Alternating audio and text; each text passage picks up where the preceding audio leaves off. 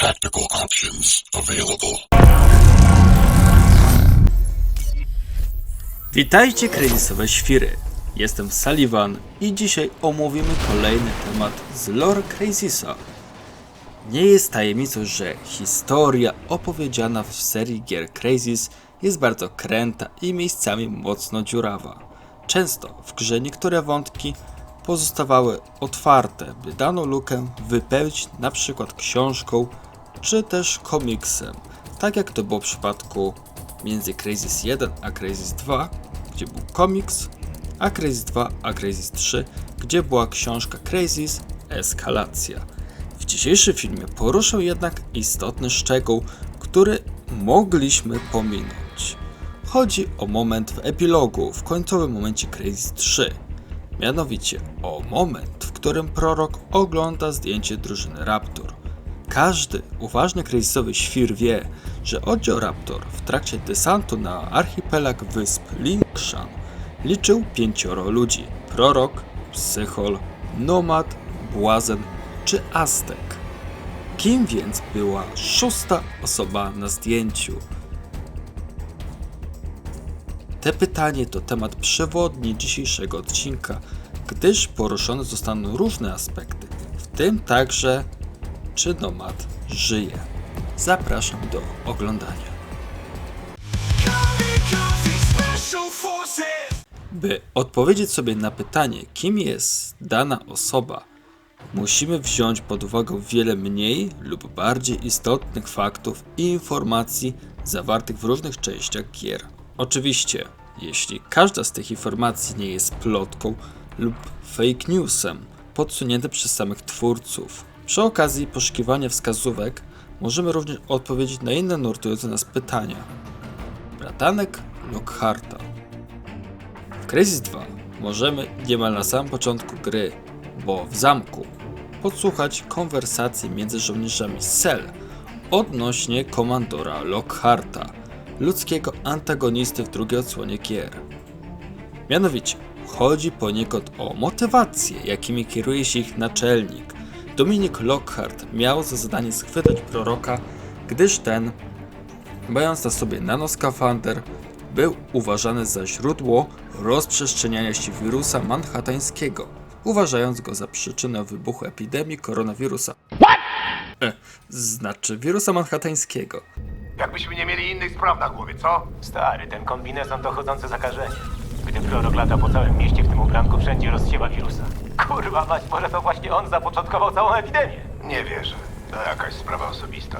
Z tego co słyszałem, Lockhart miał bratanka w tym programie nanokombinezonów i coś poszło nie tak. Mówią, że ten prorok oszalał, rozwalił cały oddział ludzi w kombinezonach, a bratanek Lockharta był jednym z nich. Prorok rozłożył go na części pierwsze. Nie, źle słyszałeś. Lockhart od początku był przeciwny całemu programowi nanokombinezonu. Nigdy im nie ufał, zawsze powtarzał, że to się źle skończy. Od lat żądał zakończenia programu, ale zarząd Crynetu puszczał to mimo uszu. Moim zdaniem ma rację. Wiesz, ilu kasztanowych ten prorok rozwalił po drodze do centrum? Facetowi kompletnie odwaliło. Marzę o tym, żeby porządnie się na nim odegrać. Amen, stary. Prorok był głównym celem, ale to był jeden z kilku pretekstów. Lockhart najchętniej by go zabił. Według żołnierzy, których napotykamy w zamku, Lockhart był wielkim przeciwnikiem programu nanoskafandrów ze względu na śmierć jego bratanka, który podobno znalazł się w tym programie, a dodatkowo głównym winowajcą jego śmierci, rzekomej śmierci, był właśnie prorok. Temat śmierci bratanka przez proroka jest kilkukrotnie poruszany przez zwykłych żołnierzy, co nieco uwiarygadnia tę informację, ale poniekąd to jest nadal plotka, którą ja jeszcze nie potwierdziłem w 100%. Niestety, ani razu nie dowiedzieliśmy się, jak mógł mieć bratanek na imię i czy na serio był w drużynie Raptor. Przypomnę tylko, że na wyspie Lingshan, jak wynika z Crysis Warhead, były jeszcze dwa oddziały: Orzeł i Jastrząb, gdzie ten drugi został całkowicie wyeliminowany. Może być tak, że prorok został niesłusznie uznany winny śmierci bratanka Lockharta, gdy ten jeszcze nie był oficjalnie w programie nanoskafandrów. Być może umarł w trakcie rekrutacji, ale kiedy mogło to nastąpić? Mam pewną teorię. Nieoczywista śmierć. Crazy Warhead jest bardzo intensywną częścią. Jako rozwinięcie fabuły Crazy 1 wnosi wiele, ale jak już wielokrotnie zaznaczyłem, momentami wnosiło więcej pytań niż odpowiedzi. W odniesieniu do dzisiejszego, poruszonego problemu, zwrócimy uwagę na początek i koniec gry, a dokładnie na retrospekcję z przeszłości.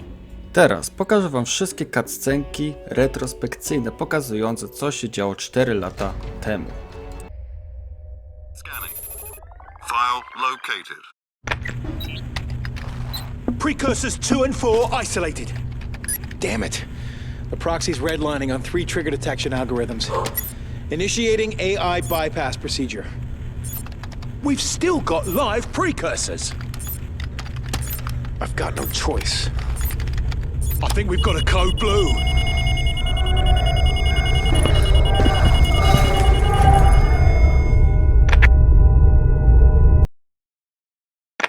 Shut it down, O'Neill. Look, I screwed up, but I can fix this. We've got a man down. Code blue. Shut it down. 5 more minutes. I said shut the fucking thing down. That was my last chance. Interrupting tape at T-minus 5 minutes to enter recommendation of investigating officer. Subject, Sean O'Neill. Investigation analysis, failure to react appropriately to a code blue. Recommendation, removal from all Special Forces programs with immediate effect. Admit no possibility of re-enlistment. This concludes the investigative portfolio for the Raptor Team's Special Evaluation Procedure.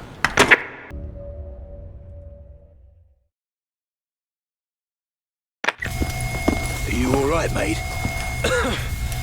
Did you disarm the warhead? That's my Nomad. Always putting the mission first.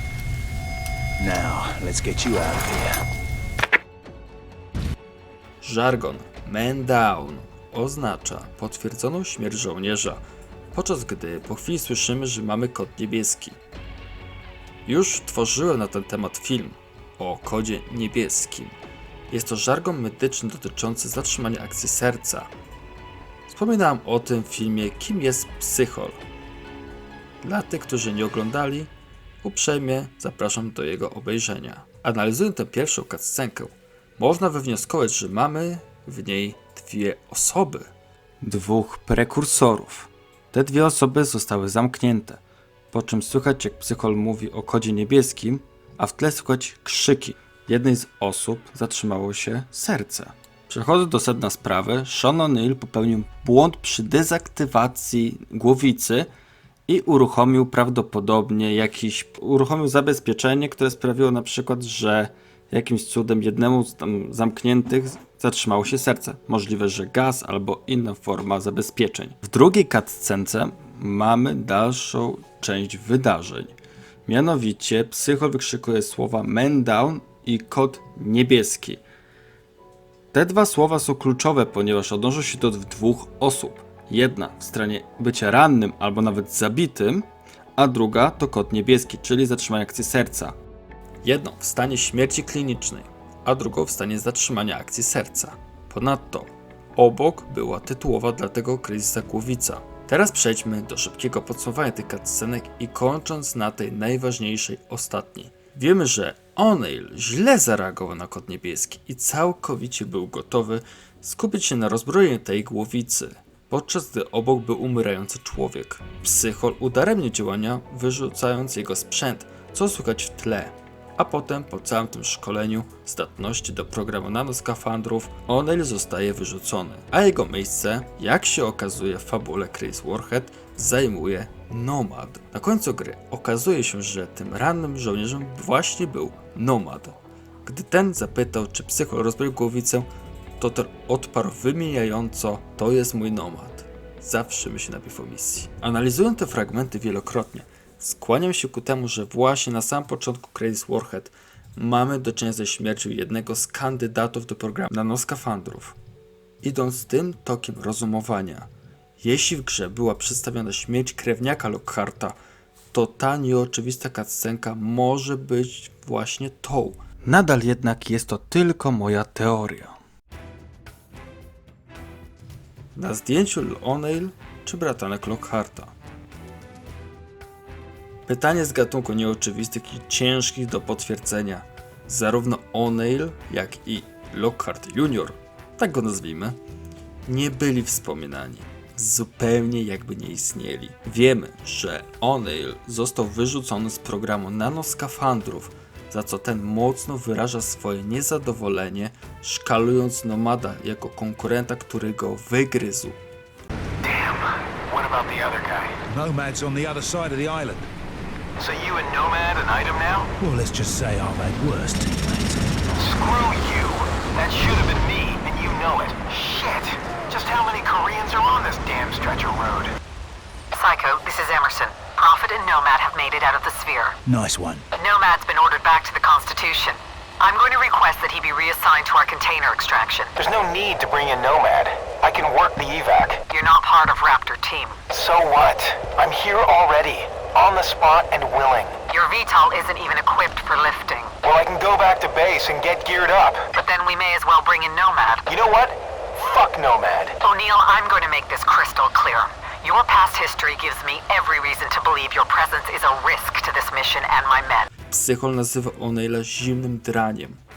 Tak więc, jeśli mamy wybrać osobę na zdjęciu, to wydaje mi się, że osobą, która na tym zdjęciu się znalazła, to Lockhart Jr. Uważam tak, bo ta osoba zginęła w trakcie programu nanoskafandrów, a przeciw Crazy 2 są głosy, że jego dowódcą miał być właśnie nie kto inny jak Prorok. Jest to dla mnie duża zmiana, gdyż w swoich poprzednich filmach skłaniałem się ku temu, że 5. członkiem oddziału był O'Neill. Jednak nie mógł nim być, ze względu na to, że ten nawet nie znał członków oddziału. Wypytywał Psychola o sytuację w oddziale, a sam nie pamiętał, jak pseudonim miał Jake Dunn, czyli Nomad. Nie zrozumcie mnie źle, widzowie. Przedstawię wam mój tok myślenia. Było 2 tak zwanych prekursorów. 2 i 4. Oznacza to, że byli jeszcze inni, a przynajmniej co najmniej numer 1 i 3. Jeśli jeden z 2 zginął przez kandydata, jakim był O'Neill, i ten został praktycznie surowo ukarany, to oznacza, że ci tak zwani prekursorzy to musieli być żołnierze wdrążani lub też inni kandydaci do programu nanoskafandrów, a co za tym idzie, mogli dołączyć do drużyny Raptor lub byli w liście tych, którzy mogli dołączyć. Kontynuując, skoro O'Neill uśmiercił jednego z nich, a on sam został wyrzucony, to naturalnym zastępcą był Nomad, a jeśli nie on, to on sam mógł zostać przydzielony do innego oddziału. No bo przecież były 2 inne oddziały, Orzeł i Jastrząb. Afera z nieśmiertelnikami. Crazy 3 jako najbardziej emocjonalną część trylogii Crazys mieliśmy co najmniej parę razy wspominaną śmierć poległych towarzyszy. Scena z laboratorium od oskurowań, gdzie Psychol poznaje prawdę na temat Claire Fontanelli i rozpoczyna się kłótnia między Psycholem a Prorokiem na temat słuszności podejmowanych decyzji.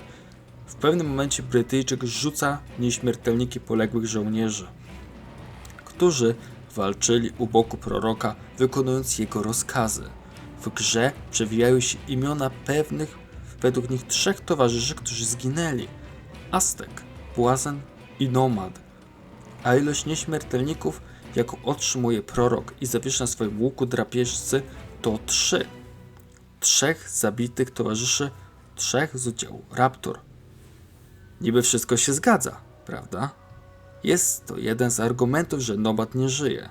Jednak jest pewien datapad, który mówi, że Nomad żyje i ścigany przez Cell. Do czego zmierzam?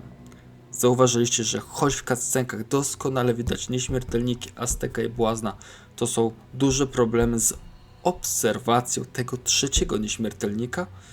W samym Crazy 3 zaobserwowałem 3 różne opcje. W prologu widać na przytoczonym tutaj zdjęciu jeden z 3 nieśmiertelników zawiera ksywę Psychol. W samej historii Crazy 3 wspominanym jako martwy jest Nomad. Wszyscy byliśmy ludźmi, Psychol. Wszyscy walczyliśmy. Ty, ja, Nomad, Błazen, każdy z nas. To my walczyliśmy, a nie te cholerne nanoskafandry. A na epilogu widać końcówki ksywy tego tajemniczego śmiertelnika, Cake. I wyobraźcie sobie Państwo, że jeżeli otworzymy sobie listę żołnierzy w nanoskafandrach przeznaczonych do oskurowania, to jeden z pasujących ludzi jest niejaki żołnierz. Wait for it. Here it comes. Almost there. Kenny Cupcake Wilson. What? What the fuck? Co to oznacza? Daje to nam niemałe zamieszanie. Mało to nazwisko ma wspólnego z Lockhartem, który miałby być spokrewniony. Jeżeli naprawdę tak, ten siostrzeń miałby się nazywać. Jeżeli naprawdę Kenny Cupcake Wilson należy do oddziału Raptor, to jakim cudem on był w oddziale Orłów? W Crazy Warhead Psychol współpracował z tym oddziałem, a sam Cupcake to żołnierz, który podkładał ładunki wybuchowe w misji z dostaniem się do kopalni.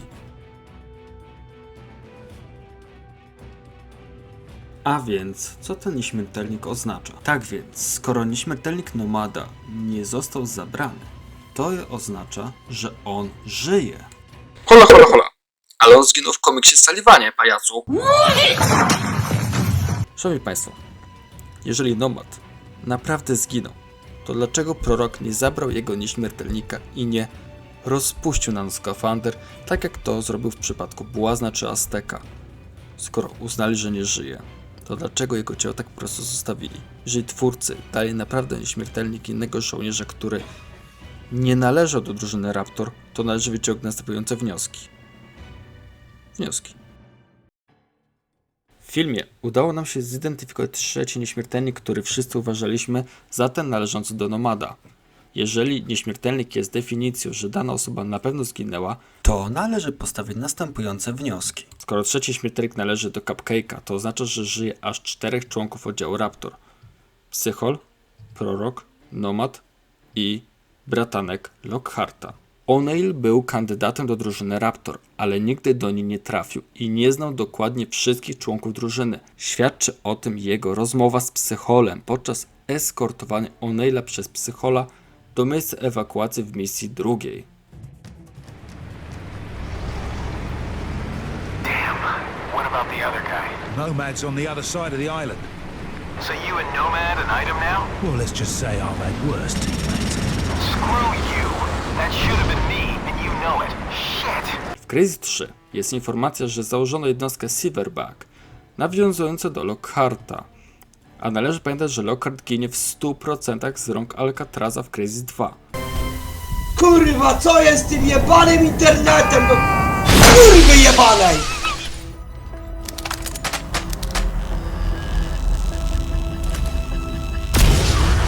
Jeżeli jakimś cudem bratanek Lockharta żyje, to istnieje możliwość, że to on jest dowódcą tego oddziału, nazwanego imiennie jako hołd dla jego wujka. Nazwisko może się więc jednak różnić. Skoro oficjalnie bratanek Lockharta nie żył, to niejaki Kenny Cupcake Wilson nie mógł być członkiem drużyny Raptor i nie mógł być także bratankiem Lockharta. Nawet zmiana danych osobowych i wejście w tryb incognito jest bez sensu. Wśród żołnierzy, którzy uniknęli oskurowania, był niejaki Srebrny Goryl, żołnierz Cell, który jest posiadaczem nanoskafandra, gdyż nie został wpisany jako ten, który przeszedł operację oskurowania. Patrząc na jego pseudonim, to pasuje on do mojej teorii. Srebrny Goryl to musi być ten, który miał dołożyć drużynę Raptor. Przynajmniej taką ja mam na razie teorię. Jakie pojawiły się pytania bez odpowiedzi w filmie? Nadal nie wiemy, czemu Kenny Cupcake Wilson znalazł się wśród nieśmiertelników, które wtedy miały być nieśmiertelnikami drużyny Raptor. Kenny Cupcake Wilson należy do oddziału Cell. Skoro nie pisali w datapadzie, że zginął, to dlaczego jego nieśmiertelnik miał Psychol? Dlaczego nigdy Prorok i reszta nie wspominali 6. członka oddziału, skoro na zdjęciu wyglądało jak zgrana drużyna? Jeżeli ta osoba, która została znaleziona martwa w tej retrospekcji z Crazy Warhead, to był martwy bratanek Lockharta, to dlaczego on w ogóle mógłby żyć? A skoro on miał być lub już należał do drużyny Raptor, a nie żył, to dlaczego jego nieśmiertelnik nigdy nie znalazł się w posiadaniu Psychola lub Proroka? Akurat tutaj może być tak, że nieśmiertelnik martwych żołnierzy mógł trafić do rodziny. A rodziną przecież był chociażby Lockhart. Oczywiście jest to jedna z opcji, bo gdyby tak było, to przecież nieśmiertelniki, w których posiada znaleźć się prorok, też mógłby trafić do rodzin poległych, a tak się nie stało. Skoro bratek Lockharta miał nie żyć, to jakim cudem został wskrzeszony? Czy w trakcie egzaminu do dołączenia do programu nanoskafandrów i tym samym do drużyny Raptor kandydaci mieli założone nanoskafandry? To raczej wątpliwe, ale nadal opcja. To pytanie jest istotne, bo mogłoby wyjaśnić w pewien sposób przeżycie bratanka Lockharta, przynajmniej w jakimś stopniu. Podsumowanie filmu. Szanowni Państwo, jak sami widzicie, pojawiło się wiele pytań bez odpowiedzi, ale co z naszym głównym pytaniem, jakie postawiłem w dzisiejszym filmie? Kim jest szósta osoba na zdjęciu? Myślę, że jest to bratanek Lockharta, gdyż to pasowałoby do imersji i tego, co nam wprowadzili twórcy w Crysis 2. Nieświadomie w trakcie tworzenia tego filmu zadaliśmy sobie pytanie, czy Nomad żyje?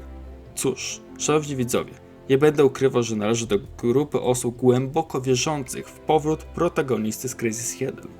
Patrząc po dziurach fabularnych, wskazówka w Crysis 3, czy zidentyfikowanie trzeciego nieśmiertelnika, który ostatecznie nie należy do Nomada. Nomada ciało nie zostało także zniszczone, tak jak Azteka czy Błazna. Prorok miał taką możliwość, a dowodem na to jest chociażby przedstawiony przed wami film. Nomad, drag your sorry ass back here, or so help me God, I'll vaporize it. Podsumowując, datapad z Crysis 3, gdzie oddział Lockharta znalazł Nomada, to wnioski nasuwają się same. Odpowiadając ostatecznie na to pytanie, uważam, że on żyje. Twórcy Crysisa lubili w każdej części mieszać i zostawiać wskazówki. Tym bardziej, że często dziury fabularne wypełniali książkami i komiksami między częściami. Czy doczekamy się czegoś podobnego odnośnie Crysis 4? Patrząc na to, że prace nad Crysis 4 zostały przerwane do odwołania i Crytek znalazł się w beznadziejnej sytuacji finansowej, raczej to się nie wydarzy. Dziękuję za uwagę i dotrwanie do końca filmu. Zachęcam do subskrypcji, zostawiania oceny i komentowania. Tymczasem żegnam. Sullivan out.